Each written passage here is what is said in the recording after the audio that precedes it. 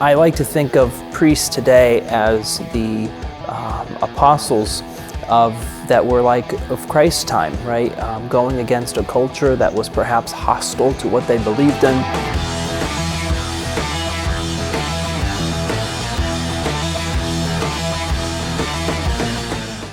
The vocational sacraments of marriage, which is very common among a lot of men and women in the church, is a good vocation to follow in life.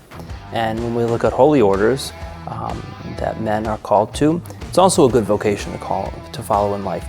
But one of the things I think it's important to remember that it's all about a choice, right? A choice to do the good, to pursue the good. So there's really not so much of a difference between a young man choosing the path of marriage or a young man choosing the path of priesthood, because both of them bring with it commitment, maturity, and ultimately a desire to sanctify themselves, and by extension of their vocation, sanctifying the entire world.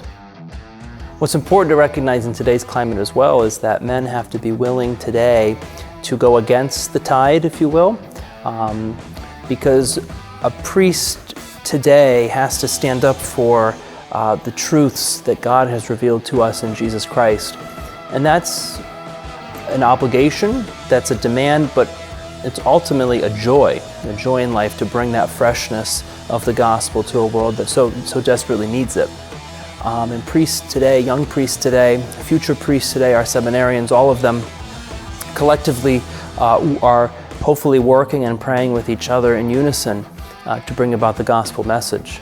I think there's great promise and hope that lies ahead on the horizon if we go back to our Eucharistic center, being rooted in the Eucharist, our love for the church and our fidelity to it, our commitment to prayer, and ultimately zeal for souls, recognizing that there's great work to be done, and when we participate in that work, great joy comes from it.